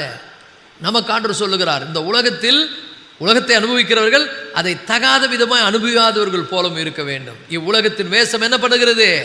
கடந்து போகிறது. நாளுக்கு நாள் உலகத்தில் பெரிய மாற்றங்கள் வந்து கொண்டிருக்கிறது. இப்படியே இருக்க மாட்டேன், அப்படியே கொஞ்சம் கொஞ்சமாக அப்படியே என்ன ஆகும், வயசாக எல்லாம் போகும். நம்ம we are travelling near to death, மரணத்தை நோக்கி போய் கொண்டிருக்கிறோம். அப்போ இந்த உலகத்தில் நான் ஒரு பயம் இருக்கணும், உலகத்தை தகாத விதமாக நான் அனுபவிக்கக்கூடாது, ஆண்டவருக்கு பிரியம் இல்லாமல் இந்த உலகத்தில் வாழக்கூடாது. ஆண்டவருக்கு பயந்து வாழ்வது அவசியம். எல்லாவற்றை விட யார் தான் எனக்கு முக்கியம்? ஆண்டவர் தான் முக்கியம். அற்பமான காரியத்துக்காக ஆண்டவரை தூக்கி போட்டுறாங்க சில பேர், அற்பமான விஷயங்கள். ஏசா எப்படி ஒருவேளை போஜனத்துக்காக தன் சேஷ்ட புத்திர பாகத்தை இழந்து போனானோ, அதைத்தான் பைபிள் சொல்லுது, சீர்கெட்டவனாக ஏசாவை போல இருக்காதீங்க. அவன் ஒருவேளை போஜனத்துக்காக தன் சேஷ்ட புத்திர பாகத்தை என்ன பண்ணான்? விற்று போட்டு விட்டான். நித்திய வாழ்வுக்காக எதை வேணா இழக்கலாம், ஆனால் எதுக்காகவும் நித்திய வாழ்வை நம்ம இழக்கக்கூடாது. தன் காலத்தில் இருந்த எல்லாரும் தப்பா வாழ்ந்தாங்க, சும்மா ஒரு வேஷம் போட்ட கிறிஸ்தவனா இருந்தாங்க. ஏனோக்கு ஒரு பரிசுத்தமான ஒரு கிறிஸ்தவனா இருந்தார், உண்மை உள்ள ஒரு கிறிஸ்தவனா இருந்தார். தேவனே சாட்சி கொடுக்கிறாரு, ஏனோக்கு சாட்சி சொல்லலை, ஆண்டவரே சொல்றார் இவன் எனக்கு பிரியமானவன் அப்படின்றார். எப்படி சாட்சி கொடுக்கிறாரு? அவனை எடுத்துக்கொள்ளுகிறார். ஒரு ஆமென் சொல்லுவோமா? இன்னைக்கு கர்த்தருடைய பிள்ளைகளை, இந்த உலகத்தில் வாழ்கிற நாம ரொம்ப கேர்ஃபுல்லாக வாழணும். இந்த உலகம் எப்படிப்பட்டது? இந்த உலகத்தில் நம்முடைய உலகத்தில் போய் நம்ம ஆத்மா போய் சிக்கிக்கொள்ளக்கூடாது. இந்த உலக பிரகாரமான காரியங்களில் நம்முடைய ஆசைகள் போய் சிக்கிக்கொள்ளக்கூடாது. நம்முடைய ஆசை இந்த உலகத்தின் மேலேயும் பற்றா இருக்கக்கூடாது. நம்முடைய ஆசை பற்று எல்லாமே யாரு? ஆண்டவர். அவர் மேலே பற்றுள்ளவர்களாய், அவரை சார்ந்தவர்களாய் நம்ம என்ன பண்ணணும்? வாழணும். அல்லேலூயா. அப்போ நல்லா புரிஞ்சுங்க, இவர் ஏனோக்கு பார்த்தீங்கன்னா ஏதோ கொஞ்ச நேரம் ஆண்டவரை தொழுது கொள்றது, அதுக்கப்புறம் போய் பொழுது போக்குறது, அப்படி பண்ணல. அவர் ஏறக்குறைய 355 வருடம் வாழ்ந்த ஒரு மனிதன், வாழ்க்கை முழுவதும் தேவனோடு ஒரு லாங் ஸ்பிரிச்சுவல் லைஃப். அவர் லைஃப்பை கொஞ்சம் கற்பனை பண்ணி பாருங்கள். நான் காலையில் கூட சொன்னேன், டீன் வயசில் ஒரு 4 பிள்ளைங்க ஆண்டவர் மேலே பக்தியாக இருந்தாங்கல்ல. அது வயசாக ஆக விசுவாசம் வளர்ந்ததை ஒழிய குறையல, ஆண்டவர் அவங்கள மறக்கலைன்னு சொன்னேன். ஞாபகம் இருக்குங்களா? அதே மாதிரி தான் ஏனோக்கு கூட. ஏனோக்கு சின்ன வயசுலேருந்தே பக்தியில் வளர்றார். ஏன்னா அவர் 355 வருடங்கள் வாழ்கிறார். இந்த 350 வருடங்களும் அவர் தேவனோடு சஞ்சரித்து கொண்டிருக்கிறார்னா அதை கொஞ்சம் யோசித்து பாருங்கள். எப்படி சஞ்சரித்திருப்பார்? அவருக்குன்னு வேலை வெட்டி இல்லாமல் இருந்திருக்குமா? அவருக்குன்னு செய்ய வேண்டிய செயல்கள் இல்லாத இருந்திருக்குமா? எல்லாரும் போல அவரும் இருந்திருக்கலாம். ஆனால் அதிலிருந்து தவிர்த்து அவர் வித்தியாசமாக வாழ்கிறார். அவருக்கும் எல்லாம் உலக பிரகாரமான காரியங்களாக இருந்தது. ஆனால் ஏனோக்கு எப்படி வாழ்ந்தார்? ஒரு டிஃப்ரெண்ட்டான வாழ்க்கை வாழ்ந்தார். அவர் நல்லா நினச்சிக்கினார், என்னன்னா இந்த உலகத்தில் நான் பரதேசியும் அந்நியனுமா இருக்கிறேன், இந்த உலகம் எனக்கு முக்கியம் கிடையாது, ஏன்னா இதை விட பெட்டர் உலகத்தில் கர்த்தர் என்னை கொண்டு போகிறார். அப்போ அதுவிற்கு பயந்து வாழ்வது ரொம்ப அவசியங்கிற ஒரு நோக்கத்தோடு ஏனோக்கு என்ன பண்ணியிருக்கிறாரு? அவர் வாழ்ந்திருக்கிறார். அது மட்டும் இல்லை, நல்லா புரிந்து கொள்ளுங்கள், அவர் ஆண்டவர் மேலே ஒரு தீராத பற்று உள்ளவராக இருந்திருக்கிறார். அந்த அவருக்கு புத்தி தெரிஞ்சதுலேருந்து வைத்துக் கொள்ளுங்களேன், அவருக்கு நினைவு தெரிந்ததுலேருந்து அவருடைய வாழ்க்கை எப்படி இருந்திருக்குன்னா, ஆண்டவர் மேலே ஒரு தீராத பற்று உள்ளவர்களாய் வாழ்ந்திருக்கிறார். சில பேர்லாம் பார்த்தீங்கன்னா சின்ன வயசுலேருந்தே அந்த பக்தியிலே வளருவாங்க.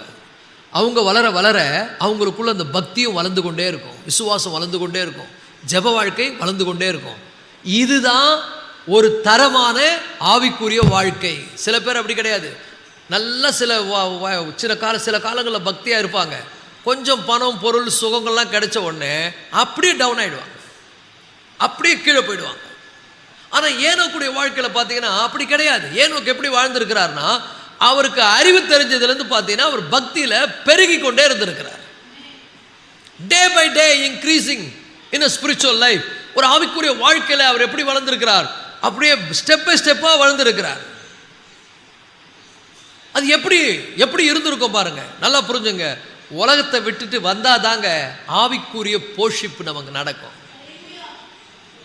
தேவனால் போஷிக்கப்படணும், உலகத்தை விடணும். உலக ஆசை, பண ஆசை, பொருள் ஆசை, உலக இச்சைகள், கண்களின் இச்சைகள், இதெல்லாம் விடணும். இஸ்ரவேல் ஜனங்கள் ஆண்டவர் என்ன பண்ணாரு? எகிப்திலிருந்து வெளியே கொண்டு வந்தார். எகிப்திலிருந்து வெளியே வந்து வனாந்திரத்துக்கு வந்த பிறகு தான் வானத்தின் அப்பம் அவங்களுக்கு கிடைச்சது. எகிப்துக்குள்ள இருந்துக்குன்னு வானத்தின் அப்பத்தை எதிர்பார்க்காது. எகிப்தின் வாழ்க்கை வாழ்ந்து கொண்டு தேவன் உன்னை ஆவிக்குரிய வாழ்க்கையில் வளரணும். எகிப்தை விட்டு வெளியே வா. எகிப்தின் வாழ்க்கை நமக்கு வேண்டாம். நாம் வேற ஆளு. நம்ம ஒரு பிரயாணத்தை பண்ணி கொண்டிருக்கிறோம். நாம் ஒரு ஆவிக்குரிய பிரயாணிகள். இந்த பூமியிலே பரதேசிகளும் அந்நியருமாய் இருக்கிறோம். அப்ப நம்ம தேவனுடைய பிள்ளைகள், தேவ பக்தி உள்ளவர்களாய் வாழ்வது என்னது?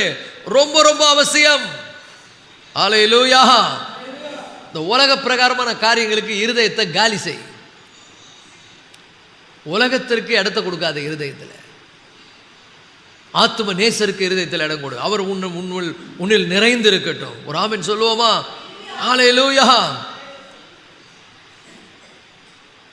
அவனை சுற்றில இருக்கிற மக்கள் வேற மாதிரி இருக்கும்பொழுது இவன் மட்டும் ஒரு தனித்துவமான, ஒரு உன்னதமான, ஒரு உயர்ந்த ஒரு ஆவிக்குரிய வாழ்க்கை என்ன பண்றாரு?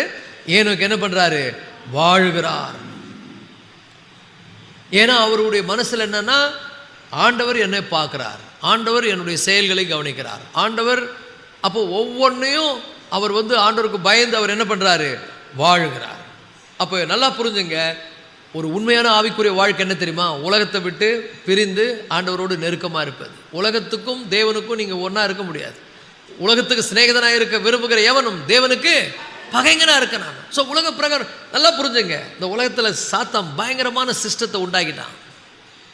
நிறைய என்டர்டெயின்மெண்ட்டு, நிறைய பொழுதுபோக்கு, கண்களின் இச்சை.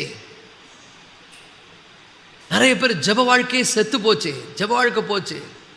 இப்போ பாரு, இந்த டிவி, சீரியலு, செல்ஃபோனு, அது இது மீடியா அப்படின்னு போய் போய் வாழ்க்கையே நாசமாக போச்சு. இதுதான் கொடிய காலம். இந்த கொடிய காலத்தில் அறிவு பெருகு போகிறதுனால அன்பு தனிந்து போகிறது, அன்பு தனிந்து போகிறதுனால அக்கிரமம் மிகுதி ஆகிறது, அக்கிரமம் மிகுதி ஆகிறதுனால எல்லா அழிவுக்கும் நம்ம தான் காரணமாகிறோம். அப்போ நல்லா புரிந்து கொள்ளுங்கள், உலகத்தில் உள்ளவைகளில் என்ன பண்ணாதீங்க, அன்பு கூறாதீங்கள். இந்த உலக மனிதர்களைப் போல வாழணும்னு விரும்பாதீர்கள். உலக மனிதர்களோடு ஒத்து போகாதீர்கள். உலகத்துக்கு ஒத்த வேஷம் தரிக்காதீர்கள். தேவனுடைய பிள்ளைகளாக என்ன பண்ணுங்க, தனித்துவமாய் வாழுங்கள், பிரத்யேகமாய் வாழுங்கள். தேவன் என்னை பார்க்கிறார் என்கிற ஒரு உணர்வோடு என்ன பண்ணுங்க, வாழுங்கள். ஆகாத சம்பாஷணைகள் நல்லொழுக்கங்களை என்ன பண்ணும், கெடுக்கும். அப்போ நான் தேவனுடைய பிள்ளை, எல்லார மாதிரி நான் பேசக்கூடாது, எல்லார மாதிரி நான் நடக்கக்கூடாது, எல்லார மாதிரி செயல்படக்கூடாது. எனக்கும் ஆண்டவருக்கும் ஒரு பர்டிகுலர் தனிப்பட்ட ஒரு உறவு அவசியம். ஆண்டவரோடு நான் நெருங்கி ஜீவிக்கணும். வேதத்தை கருத்தா எப்படி வாசிக்கணும், ஃபாஸ்டிங் பிரேயரில் பேசணும் பாருங்க. சுயாதீன பிரமாணமாகிய பூரண பிரமாணத்தை உற்று பார்த்து அதிலே நிலைத்திருக்கிறவனே. தேவனுடைய வார்த்தை எப்படி என்ன சொல்றாரு, சுயாதீன பிரமாணம் பூரண பிரமாணம், உன்னை பூரணமாக்குற பிரமாணம், அதை உத்துக்க பாருன்றார். நம்ம அதை உத்து பார்க்கறதில்ல, வாட்ஸ்அப்பை உத்து பார்க்குறோம், செல்போனை உத்து பார்க்குறோம், யூடியூப்பை உத்து பார்க்குறோம். ஆண்டவர் சொல்ற அதை நிறுத்த, அதை பார்க்காத. சுயாதீன பிரமாணமாகிய பூரண பிரமாணத்தை, யாக்கோப்பு 1:25, பூரண பிரமாணத்தை உற்று பார்த்து அதிலே நிலைத்திருக்கிறவனே கேட்கிறதை மறக்கிறவனாயிராமல் அதற்கேற்ற கிரிகை செய்கிறவனாயிருப்பான். அப்ப என்ன அர்த்தம், தேவனுடைய வார்த்தையை கேட்டுட்டு மறந்துடக்கூடாது, அதிலே நிலைத்திருந்து அதன்படி வாழணும். எதை உத்து பார்க்கணும், தேவனுடைய வார்த்தையை உத்து பார்க்கணும். என்னதான் சொல்றாரு ஆண்டவர், எனக்கு என்ன பேசுறாரு அதை பார்க்கறது இல்லை, நல்லா வெறிக்க பார்க்கறது. அந்த யூடியூபையும் அந்த சாத்தானையும் பார்த்து பார்த்து மூளையை கெடுத்துடுறான் பிசாசு. சொன்னால் சில பேருக்கு புரிய மாட்டேங்குது, சொன்னால் அவங்களுக்கு வலிக்குது. இன்னைக்கு சொல்கிறேன், கர்த்தருடைய பிள்ளைகளை எதை பார்க்குறோமோ அதை பாரு. நீ தேவனுடைய பிள்ளை, நீ தேவனுடைய ராஜ்யத்தில் இருக்கிறாய், நீ வேற ஆளு. நீ வித்தியாசமா நடக்கணும், வித்தியாசமா பேசணும், வித்தியாசமா செயல்படணும். எல்லார மாதிரி வாழக்கூடாது, எல்லார மாதிரி நடக்கக்கூடாது. ஹல்லேலூயா. தேவனை பின்பற்றவங்க கண்கள் தேவன் மேல தான் இருக்கணும், உலகத்து மேல இருக்கக்கூடாது. தேவனை சார்ந்துதான் என்ன பண்ணணும், வாழணும். உலகத்துக்கு ஒத்த வேஷம் தரிக்க கூடாது. உலக மனிதர்களை பின்பற்றி போகக்கூடாது. உலகத்துக்கு ஒத்த வேஷம் தரிக்காத, உலக மனிதர்களை ஃபாலோ பண்ணி போகாத. உன் கண்கள் எங்க இருக்கணும், தேவனுடைய வார்த்தையின் மேல் இருக்கணும். உம்முடைய வசனம் என் கால்களுக்கு தீபமும் என் பாதைக்கு வெளிச்சமா இருக்க. வசனத்தின் வெளிச்சத்தில் நடக்கணும், ஆண்டவர் சொல்ற மாதிரி நடக்கணும். நல்ல ஆண்டவரோடு க்ளோஸ் கம்யூனியன், ஆண்டவரோடு நல்ல நெருக்கமான உறவு, ஜெப வாழ்க்கை இன்க்ரீஸ் ஆகணும். நல்லா புரிந்து கொள்ளுங்கள், நீங்க வளர வளர உங்க ஜெப வாழ்க்கையும் உங்க ஆவிக்குரிய ஜீவியமும் வளரணும், மொழியே குறையக்கூடாது. ஏனோக்கு தான் அதற்கு சாட்சி. ஏனோக்கு அவன் வாழ்ந்த முழு கால அளவிலும் பார்த்தால் அவனுடைய ஆவிக்குரிய வாழ்க்கையில ஒரு பெரிய வளர்ச்சி இருந்தது, ஒழிய குறையவே இல்லை. அவன் வளர வளர வளர்ச்சிக்கேற்ற ஆவிக்குரிய, அவன் வளர்க்கிறதுக்கு ஏற்ற மாதிரி ஆவிக்குரிய வாழ்க்கை என்ன பண்ணுச்சு, ரொம்ப உயர்ந்து உன்னதமாய் போய் கொண்டிருந்தது. உலகத்திலிருந்து வேறுபட்ட ஒரு மனிதனாய் வாழ்ந்தான், தேவனோடு ஒரு நெருக்கமான ஒரு மனிதனாய் வாழ்ந்தான், தேவனுக்கு பயந்து நடந்தான். கர்த்தர் என்னை பார்க்கிறார் என்கிற உணர்வு அவனுக்குள்ள மேலோங்கி இருந்தது. ஹல்லேலூயா. அதனாலதான் ரோமர் 12:2 வாசிக்கிறோம், உலகத்துக்கு ஒத்த வேஷம் தெரியாமல். இன்னொன்று, இன்னைக்கு இருக்கிற உலகத்தில் ரொம்ப சீரியஸா இருங்க. இன்னைக்கு இருக்கிற சமுதாயத்தை பார்த்துட்டு நீங்க ரொம்ப ஆண்டவருக்கு பயப்படணும். இன்னைக்கு இருக்கிற சமுதாயம் சீர்கெட்டு கொண்டிருக்கிறது. சங்கீதக்காரனாகிய தாவீது சொல்லுகிறான், சங்கீதம் 12:7, சங்கீதம் 12:7, அவருடைய விண்ணப்பத்தை கொஞ்சம் கவனிங்க. கர்த்தர் நீதி உள்ளவர், நீதியின் மேல் பிரியப்படுவார். அல்லேலூயா. அவருடைய முகம் செம்மையானவனை நோக்கி இருக்கிறது. 7, கர்த்தாவே நீர் அவர்களை காப்பாற்றி அவர்கள் என்றென்றைக்கும் இந்த சந்ததிக்கு விலக்கி காத்துக்கொள்ளும். சங்கீதம் 12:7, கர்த்தாவே நீர் அவர்களை காப்பாற்றி. நம்ம என்ன சொல்லணும், ஆண்டவரே இந்த சமுதாயத்திலிருந்து என்னை காப்பாத்துங்க, எல்லாம் கெட்டு போச்சு. ஏன்னா கடைசி காலம், இந்த கடைசி காலம் எப்படி இருக்கும், மேலும் கடைசி நாட்களில் கொடிய காலங்கள் வரும் என்று அறிவாயாக. மனுஷர்கள் எப்படி இருப்பாங்க, தற்பிரியராயும் பணப்பிரியராயும் வீம்புக்காரராய் அகந்தை உள்ளவர்களாயும் இருமாப்புள்ளவர்களாயும் தாய் தகப்பன்மாருக்கு கீழ்ப்படியாதவர்கள் நன்றி அறிவில்லாதவர்களாயும் துரோகிகளாயும் துணிகரம் உள்ளவர்களாயும் இருப்பார்கள். இந்த சந்ததிக்கு என்னை விலக்கி காத்தருளும். நான் வேற ஆளு. ஏனோக்கு எப்படி வாழ்ந்தாரு, எல்லாம் போலித்தனமா வாழ்ந்தான், உண்மையா வாழ்ந்தாரு.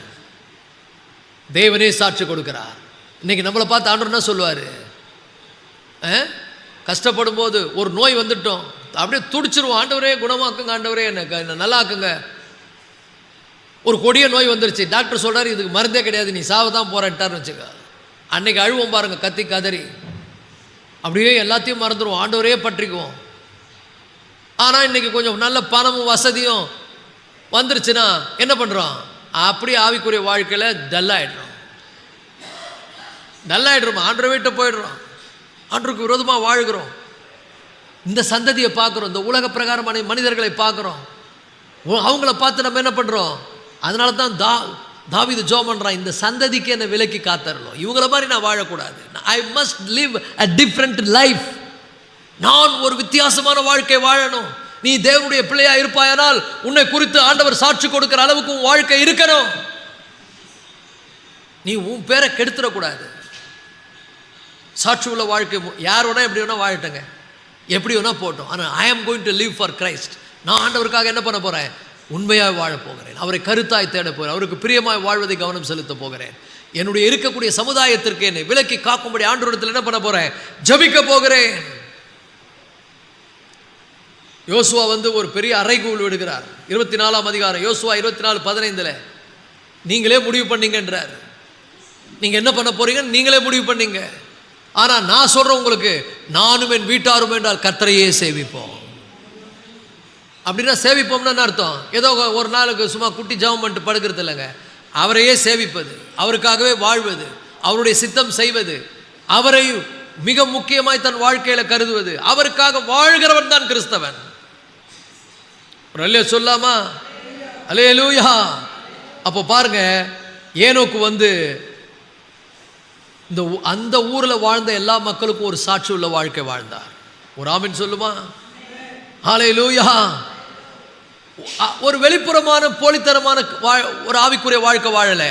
ஒரு உள்ளார்ந்த தேவன் பார்த்து மெச்சத்தக்க, தேவனால் பாராட்டப்படுகின்ற ஒரு நல்ல ஆவிக்குரிய வாழ்க்கை, தரமான ஆவிக்குரிய வாழ்க்கை என்ன பண்ணாரு? வாழ்ந்தார். ரெண்டாவது என்ன பண்ணாரு? உலகத்தை விட்டு வேறு பிரிக்கப்பட்ட ஒரு வாழ்க்கை வாழ்ந்தார். உலக மனிதர்களைப் போல வாழல, வித்தியாசமான ஒரு டிஃப்ரெண்ட் வாக், ஒரு செப்பரேட்டட் ஃப்ரம் த வேர்ல்ட், இந்த உலகத்தை விட்டு வேறு பிரிக்கப்பட்ட ஒரு கிறிஸ்துவ வாழ்க்கை வாழ்ந்தார். அது மட்டும் இல்லை, இந்த உலகத்தில் அந்நியனும் பரதேசியுமாக இருக்கிறேன் என்று அவர் உணர்ந்தார். இந்த உலகத்தில் இருக்கக்கூடிய எதுவுமே நிரந்தரம் கிடையாது, எனக்கு ஆண்டவர் மட்டும்தான். அப்படிப்பட்ட ஒரு உள்ளார்ந்த ஆழமான மனதோடு கூட ஏனோக்கு என்ன பண்ணார்? வாழ்ந்தார். அது மட்டும் இல்லை, அவர் கண்ணுக்கு முன்னால் ஒன்றை வைத்து கொண்டார். இந்த உலகத்தில் இருக்கிற எல்லாரும் ஒரு நாள் மறிக்கிறாங்க, நானும் ஒரு நாள் ஆண்டவர்கிட்ட போகிறேன். அப்போ நான் ஆண்டவரை பார்த்து என்னை பாராட்டணும், மனுஷன் என்னை பாராட்டணும் இல்லை, கர்த்தருக்கு பிரியமாக வாழணும். அப்படி ஒரு எண்ணத்தோடு என்ன பண்ணார்? வாழ்ந்தார். ஒரு ஆமீன் சொல்லுவோமா? ஹல்லேலூயா. இன்னைக்கு நாம் என்ன பண்ணணும்? ஏனோக்கை போல தேவனுக்கு பிரியமாய் வாழ்வதில் கவனம் செலுத்தணும். ஏனோக்கின் வாழ்க்கை நமக்கு சாட்சி கொடுக்கிறது. ஏனோக்கின் வாழ்க்கை நமக்கு ஒரு பாடமாக இருக்கிறது. ஒரு ஆமீன் சொல்லுவோமா? ஏன்னா ஏனோக்கினுடைய காலத்தில் எல்லாம் எப்படி வாழ்ந்தாங்க? அவன் வேலையை செய்தான், அவன் இஷ்டப்படி வாழ்ந்தான், எல்லாம் பண்ணான். ஆலயத்துக்கு போனான், காணிக்கை கொடுத்தாங்க, எல்லாம் பலி செலுத்தினா, எல்லாம் பண்ணான். ஆனால் ஒருத்தனுக்கும் ஆண்டவருக்கும் ஒன்றும் சம்மந்தமே கிடையாது, எல்லாம் போலியான வாழ்க்கை. ஆனால் ஒரு மனுஷன் வெளிப்புறமான வாழ்க்கை வாழலை, உள்ளார்ந்த ஒரு மனப்பூர்வமான, ஒரு தரமான, ஒரு மேன்மை மிக்க, தேவன் மெச்சத்தக்க ஒரு ஆவிக்குரிய வாழ்க்கை வாழ்ந்ததினாலே தேவன் ஏனோக்கி பார்த்து சொல்லுகிறார், இவன் எனக்கு பிரியமானவன். இன்னைக்கு ஆண்டவர், நீங்கள் போய் தேவ சமூகத்தில் நிற்கும் போது எத்தனை பேரால் தேவ பிரசனத்தை உணர முடியுது? அவங்களால ஆண்டவருடைய சமூகத்தில் போய் முழங்கால் படி நிற்கும் போது ஆண்டவருடைய பிரசனம் உங்களை சூழ்ந்து கொள்ளுதா, இல்லை தூக்கம் வருதா? சில பேர் போனாங்க தூக்கம் வருது, சில பேர் ஜோம் பண்ண கோட்டுவா வருது, சில பேர் ஜோம் பண்ணவே முடியலை, ஏன்னா தேவ பிரசனத்தை உணர முடியலை. அப்போ என்ன அர்த்தம்? நல்லா புரிந்து கொள்ளுங்கள் தேவனுடைய பிள்ளைகளை. தேவனோடு ஒரு தனிப்பட்ட ஒரு நெருக்கமான ஐக்கியம், ஆண்டவரோடு ஒரு நெருங்கிய உறவு, ஏனோக்கை போல ஹல்லேலூயா அவருடைய பிரசன்னத்தில் வாழ்வது, அவருடைய ஆலோசனையின்படி ஜீவிப்பது, அவரையே நம்முடைய வாழ்க்கையினுடைய லட்சியமாய் கொள்வது. நான் இந்த உலகத்தில் அந்நியனும் பரதேசியமாக இருக்கிறேன், ஒருபோதும் இந்த உலகத்துக்கும் உலகத்தில் உள்ளவைகளுக்கும் என் இருதயத்தில் இடம் கொடுக்க மாட்டேன். ஹல்லேலூயா. நான் அவருடைய சமூகத்துக்கு, தாவீதினுடைய அனுபவம் பாருங்கள், நான் எப்பொழுது அவருடைய சமூகத்துக்கு போவேன், ஆலயத்தின் வாசற்படியில் காத்திருப்பேன், ஆலய பிரகாரங்கள் வாஞ்சையாயிருப்பேன், என் ஆத்துமா அவர் மேல் தாகமாயிருக்கிறது. இதெல்லாம் உண்மையான பிள்ளைகளுடைய ஸ்டேட்மெண்ட். இந்த போலித்தரமான இருக்கிற பிள்ளைங்க என்ன பண்ணால் சும்மா ஒப்புக்கனா பண்ணுமே ஒழிய உண்மையாக கர்த்தரை தேடாது. அது டிவிலேயும் வாட்ஸ்அப்லேயும் இந்த உலக பிரகாரமாக வாழ்ந்துக்கினே அப்படியே போய் திடீர்னு டக்குன்னு சேர்த்து நரகத்துக்கு போயிடும். கர்த்தருடைய பிள்ளைங்க அப்படி இல்லை. அவரை ரொம்ப நேசிப்பாங்க, அவர் மேலே ரொம்ப பற்றாக இருப்பாங்க, அவரையே சார்ந்துக்குவாங்க, அவரையே அண்டிக் கொள்வாங்க. யார் எப்படின்னா போட்டோம்ப்பா, நான் வந்து ஆண்டரை விட மாட்டேன்ப்பா, எனக்கு வளர வளர ஆவிக்குரிய வாழ்க்கையில் எனக்கு வளர்ச்சி தேவை. அடுத்த வாரத்தில் கர்த்தருக்கு சித்தமான அடுத்த வாரம் பேசுகிற பாருங்க, அவருடைய வாழ்க்கையில் எப்படி ஆவிக்குரிய வாழ்க்கையில் அவர் இன்க்ரீஸ் ஆனார்னு சொல்கிறேன். எப்படி வளர்ந்தார், எப்படி மேன்மையான போனார். எதுவுமே அவரை டல்லாக்கலை. அவருக்கு கல்யாணம் ஆச்சு, அவருக்கு குழந்தை பிறந்தது, அவரும் வேலை செய்தார். எந்த ஒரு காரியமும் அவருடைய ஆவிக்குரிய வாழ்க்கையை பாதிக்கலை. நல்லா புரிஞ்சுங்க. நம்ம என்ன சொல்கிறோம், எனக்கு இப்போ தான் கல்யாணம் ஆச்சு, எனக்கு குழந்தை பிறந்துடுச்சு, எனக்கு வேலை கிடைச்சிருச்சு, எனக்கு நான் இதாகிட்டேன், அதை இதே சாக்கு சொல்கிறோம். அடுத்த வாரம் நான் பேசுகிறேன். கர்த்தருக்கு சித்தமானால், கர்த்தருடைய வருகை தாமதித்தால், நாம் உயிரோடு இருந்தால் அடுத்த வாரம் பேசுகிற பாருங்க, ஏனோக்குடைய ஸ்பிரிச்சுவல் லைஃப் எப்படி இன்க்ரீஸ் ஆச்சு. இந்த மிட்ஸ் ஆஃப் லைஃப், வாழ்க்கையின் மத்தியில் எப்படி அவர் ரொம்ப சூப்பரான பார்த்து அப்படியே வியக்கிற நெருக்கமாக இருந்தார்ன்றது அடுத்த வாரம் பேசுவோம். இன்றைக்கி புரிந்து கொள்ளுங்கள், சும்மா வெளிப்புறமான கிறிஸ்துவ வாழ்க்கை அல்ல, உங்களுக்கும் ஆண்டவருக்கும் உள்ள தனிப்பட்ட உறவு, தரமான கிறிஸ்தவ வாழ்க்கை, தேவன் பாராட்டுகிற விதம், தேவன் மெச்சத்தக்க ஒரு வாழ்க்கை, தேவன் உங்களை பார்க்கிறார் என்கிற அந்த உணர்வு. என்னுடைய நடக்கைகளை தேவன் பார்க்கிறார், என் சிந்தனைகளை தூரத்திலிருந்து அறிகிறார், என்னுடைய செயல்களை ஒவ்வொன்றையும் அவர் கவனிக்கிறார். அதனால தான் தாவீது ரொம்ப தெளிவாக எழுதினார், கர்த்தருக்கு பயந்து அவர் வழிகளில் நடக்கிறவன் எவனோ அவன் பாக்கியவான். ஹல்லேலூயா. உன் கைகளின் பிரயாசத்தை நீ சாப்பிடுவாய், உனக்கு பாக்கியமும் நன்மை உண்டாயிருக்கும், ஜீவனுள்ள நாளெல்லாம் எருசலேமின் வாழ்வை காண்பாய். இன்னைக்கு சொல்கிறேன் கர்த்தருடைய பிள்ளைல, அப்பாவுக்கு பிரியமா வாழணும்னு முடிவு பண்ணிட்ட, நீ இந்த உலகத்திலேயே ஒரு ஹாப்பியஸ்ட் லைஃப் வாழ்வ. அப்படிப்பட்ட வாழ்க்கை வேணுமா? இன்னைக்கு முடிவெடுங்க. உலக பிரகாரமாக போனால் கனவு டக்குன்னு கலைஞ்சிரும், டக்குன்னு எல்லாமே ஏமாந்துருவேன். அப்பாவுக்கு பிரியமா வாழ்ந்தேனா லைஃப் வில் பி என்ஜாயபிள், வாழ்க்கை மகிழ்ச்சிகரமாக இருக்கும். என்ன நடந்தாலும் அப்படியே அசைக்கப்படாத சியோன் மலையை போல நீ நிற்ப. கர்த்தரை நம்புகிறவர்களோ என்றென்றைக்கும் அசைக்கப்படாது இருக்கிற சியோன் பர்வத்தை போல இருப்பார்கள். You will stand in the midst of the tribulation. ஒரு ஆமென் சொல்லுவோமா? ஆச்சரியப்படுகிற அளவுக்கு கர்த்தர் உங்களை நடத்துவார். இன்னைக்கு சொல்றேன், உலக பிரகாரமா வாழ வாழ்க்கையை ஸ்டாப் பண்ணுங்க, ஆண்டவருக்காக வாழணும்னு தீர்மானம் பண்ணுங்க. சும்மா பாருங்க, ஆண்டவருக்கு நீங்க சாட்சியா வாழ்ந்து பாருங்க, ஆண்டவர் கொஞ்சம் உறவு வலுத்து அப்படியே அவருக்கு பிரியமா வாழ்ந்து பாருங்க, என்னென்ன காரியங்களை கர்த்தர் உங்க வாழ்க்கையில செய்யறாரு பாருங்க, ஆச்சரியமான காரியங்களை செய்வார். ஹல்லேலூயா. எழுந்திருப்போமா எல்லாரும் இந்த மாலை வேளையில.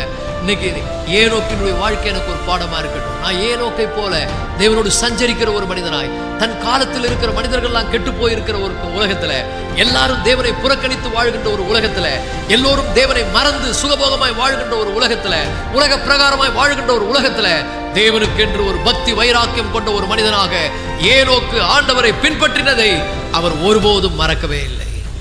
இன்னைக்கு நீங்க அவருக்கு காண்பிக்கிற அந்த பக்தியை, அவர் மேல வைத்திருக்கிற அந்த உண்மையான அன்பை மறந்து போகிறதற்கு அவர் அநீதி உள்ளவர் அல்ல. ஹல்லேலூயா. சோமனுமா எல்லாரும் அன்பின் தகப்பனே, இந்த உலகத்திலிருந்து வேறு பிரிக்கப்பட்ட ஒரு வாழ்க்கையை வாழ எனக்கு உதவி செய்யுங்கப்பா. உலகத்தில் உள்ளவைகளும் அன்பு கூறாமல் உண்மையே நேசிக்கிற ஒரு மனிதனாய் என்னை மாற்றுங்க ஆண்டவரே. இந்த சபையில் இருக்கிற மக்களை மாற்றுங்க ஆண்டவரே. ஹல்லேலூயா, ஹல்லேலூயா. உலகமும் அதன் ஆசை இச்சைகளும் ஒழிந்து போகும், தேவனுடைய சித்தத்தின்படி செய்கிறவனை என்றென்றைக்கும் நிலைத்திருப்பான் என்று வாசிக்கிறோமே. ஓ ஹல்லேலூயா. நாங்கள் என்றென்றைக்கும் நிலைத்திருக்கத்தக்கதாக உமக்கு சித்தமானதை செய்ய எங்களுக்கு உதவி செய்யும் ஆண்டவரே. உம்முடைய ஆண்டவரே விருப்பத்தை நிறைவேற்றுகின்றவர்களாக, ஆவிக்குரிய ஒரு தரமான ஆண்டவரே உன்னதமான ஒரு வாழ்க்கையை வாழத்தக்கதாக, உலகத்தில் உள்ளவர்களை அன்பு கூர்ந்து உங்களை விட்டு பின்மாற்றம் அடைந்து நாங்கள் போகாமல் உம்மை பற்றி கொண்டு உமக்காய் சாட்சியாய் வாழ உதவி செய்யுங்கப்பா ஆண்டவரே. இந்த உலகத்தினுடைய ஆண்டவரே காரியங்கள் எங்களுக்கு அப்புறப்படுத்தப்படட்டும் ஆண்டவரே. உலகத்துக்கு ஒத்த வேஷம் தெரியாமல் தேவனுடைய நன்மையும் பிரியமும் பரிபூர்ணமான சித்தம் என்னதென்று பகுத்தறிந்து உம்முடைய பிள்ளைகளாய் பரிசுத்தமாய் வாழ ஆண்டவரே, பாவத்தை விட்டு விலகி ஓட, அசுத்தமானதை தொடாதிருக்க உமக்கு பிரியமான வாழ்க்கை வாழ எங்களை அர்ப்பணிக்கிறோம் ஆண்டவரே. இந்த மாலை வேளை வந்திருக்கிற இந்த வார்த்தைகளை கேட்கிற ஒவ்வொருவருக்குள்ளும் உமக்கு பயந்து உம்முடைய வழிகளில் நடக்கத்தக்க உணர்வை கர்த்தர் தருவீராகப்பா. உமக்கு பிரியமா வாழ எங்களை அர்ப்பணிக்கிறோம் ஆண்டவரே. அப்பா உமக்கு பிரியமா வாழ எங்க வாழ்க்கையை நாங்க ஆண்டவரே இந்த மாலை வேளையில ரீடெடிகேட் பண்றோம் ஆண்டவரே. உங்களை வேதனைப்படுத்தின காரியங்களுக்காக வருந்துகிறோம், வேதனைப்படுகிறோம். எங்களை மன்னிங்க ஆண்டவரே. இனி வாழும் காலங்களிலே உம்மை கனப்படுத்தி உமக்கு சாட்சியாய் வாழ உதவி செய்யும். உடைய நாமத்தை மயப்படுத்துகிற பாத்திரங்களாக எங்களை பயன்படுத்தும். இயேசு கிறிஸ்து மூலம் வேண்டிக் கொள்கிறோம் நல்ல தகப்பனே. என் ஆத்துமாவே கர்த்தரை ஸ்தோத்திரி, முழு உள்ளமே பரிசுத்த நாமத்தை ஸ்தோத்திரி. என் ஆத்துமாவே கர்த்தரை ஸ்தோத்திரி, கர்த்தர் செய்த சகல உபகாரங்களையும் மறவாதே.